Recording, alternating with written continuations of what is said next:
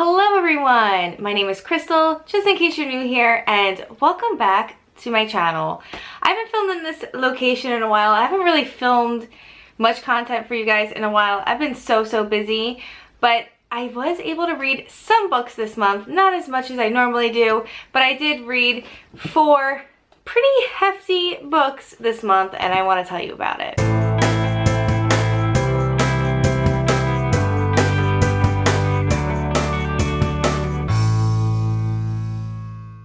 So to wrap up my September reading, I just can't believe it's October already. Like, what happened to September? It's just gone. It came and went so fast.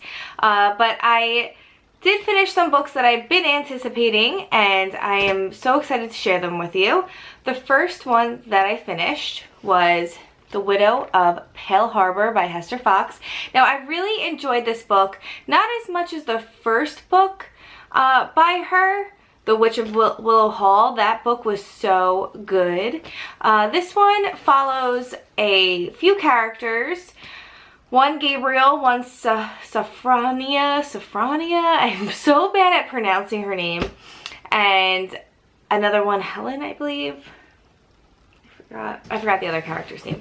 But she does play a very important part in this book. But it follows these 3 characters, and also there's like a separate plot where there's like murders happening that are based on the Edgar Allan Poe poems, almost like a copycatter making these murders. It's a little confusing at some points, but I did really enjoy it. Also, Sophronia, our main character, she is portrayed as a witch, and the people in her town don't like her because of that. They think she killed her husband, and there's a whole storyline about that. And all these 3 characters kind of just interweave together throughout this book. I would say I give this a 3 out of 5 stars. It's not the perfect book, but it also is a very enjoyable read. So I definitely highly recommend it, especially for this season, because Hester Fox really knows how to write atmospheric reads. That is her thing. I mean, The Witch of Willow Hall, the same thing. You just get this creepy, dark, misty vibe from her writing. She really just knows how to bring the atmosphere, and this book takes place in Maine. You can actually, now I just recently been to Maine, but just by her writing in this book, I can smell the ocean and the mist coming off the water. She does that with just a couple of words. So I definitely highly suggest, if you are looking for an atmospheric read this season, not necessarily for Halloween, but even into November and December, definitely pick this book up. I highly suggest it. I really love Hester Fox's writing, and I am very much looking forward to her 3rd book. Hopefully that comes out soon as well. She is a new favorite author of mine. There's just something about her writing, and the characters that she chooses to write are just so good. So check it out, and thank you so much to the publisher for sending me an advanced reader copy of this book and having me become a part of the blog tour for this book.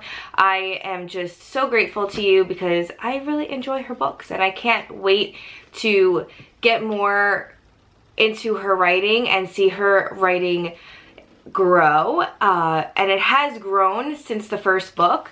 I just didn't really love her choice of the characters this time around. I really fell in love with the characters in her other book, but other than that, this story is really great, and I really love the aspect of the Edgar Allan Poe poems being used in these murders that were happening in this book. Pretty cool.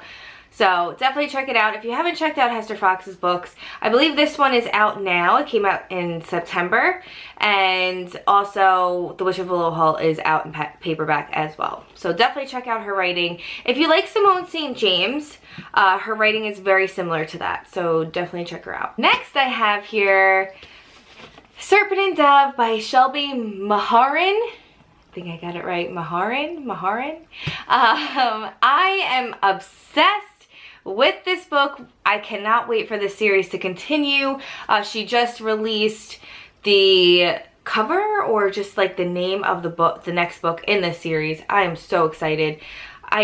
I can't even form into words how much I love this book so much. And it's not exactly what I gravitate towards. I don't gravitate towards young adult romance, and this book for some reason got me. I think because it was a witch and a witch hunter, and I hate to love romance, along with a magic system, fantasy elements to it. It just had a lot of things that I really loved. There was a mystery element to it.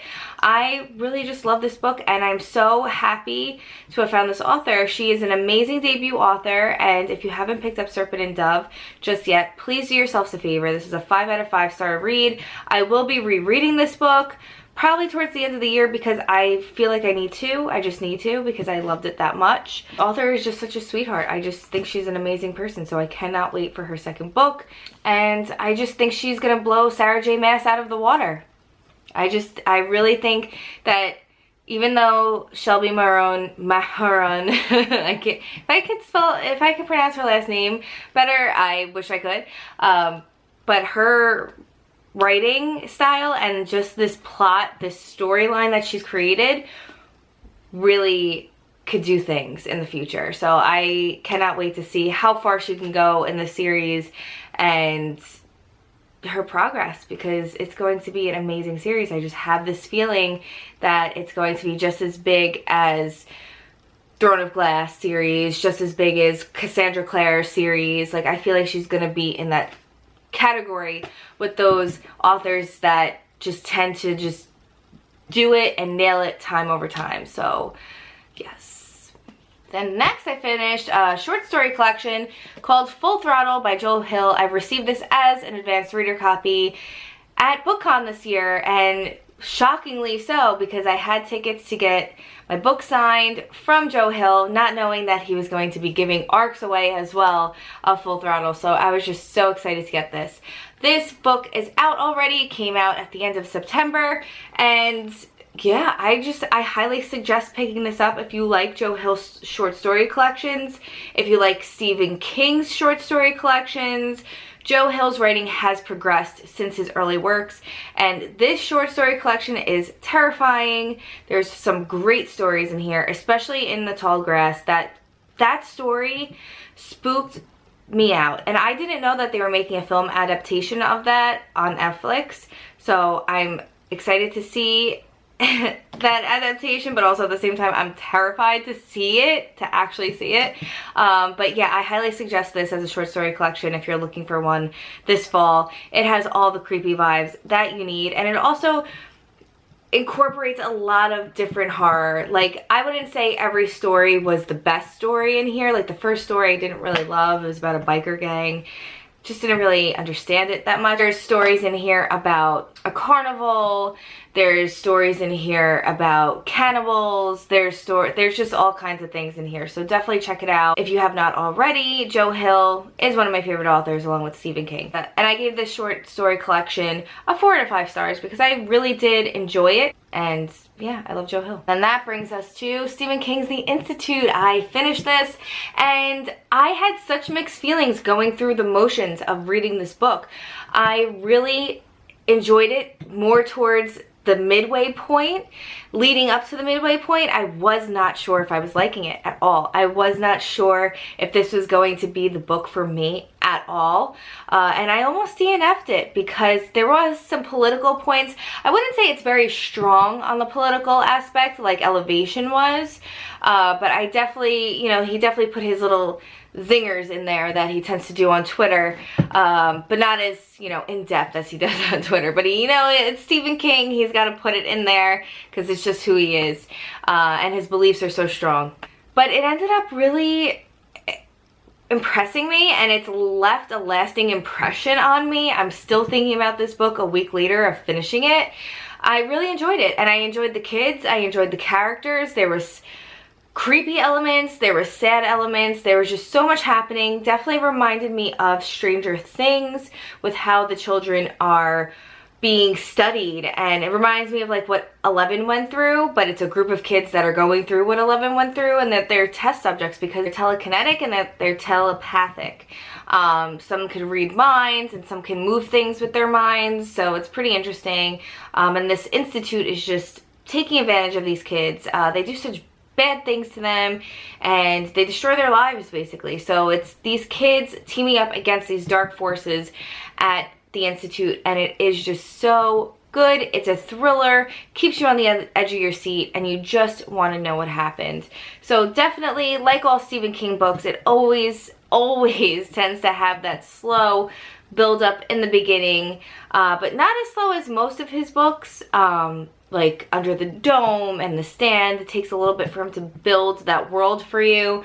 It is a little bit more fast-paced, like Firestarter, where you kind of just get thrown into it in the first 50 pages, but he does have to lay out the groundwork for it and create this world for you still. So The Institute, I highly recommend. I gave this a 5 out of 5 stars. Well, I gave it a 4.5 out of 5 stars because of the slow beginning. After the first 50 pages, I was just kind of like, all right, what's gonna happen? Highly anticipating it, but I just didn't want to put it down either, so I don't know. I did have mixed feelings, like I said in the beginning, but I ended up really loving this book, and I highly suggest it to all my Stephen King fans. Even if you're not a Stephen King fan, I feel like this type of book will slowly introduce you to his writing, and you might actually like his writing just from reading this book. So yeah, check it out if you haven't already. That's it. That's all the books that I've read this month. They all were pretty much over 500 pages each, except for The Widow of Pearl Harbor by Hester Fox. So I think I've read a decent amount of pages this month. I just didn't read a broad amount of books. I've been really busy with my business, the Moonlit Bookshop, which I will link down below, along with a coupon code, because I have all my Halloween book sleeves on sale for 10% off. So if you use that coupon code, you'll get 10% off a book sleeve. All my Halloween book sleeves are adorable, and I absolutely love them, so definitely check that out if you haven't already. I'm hoping to really enjoy October. I have a nice stack of books I want to read in October, and I'll be sharing them with you in my October TBR. But for now, that's all I have for you guys. Let me know in the comments down below what you read, what your favorite book that you read this month was. And yeah, and if you haven't already, please like and subscribe to my channel if you like seeing videos from me. And I'll be talking to you guys soon. Bye!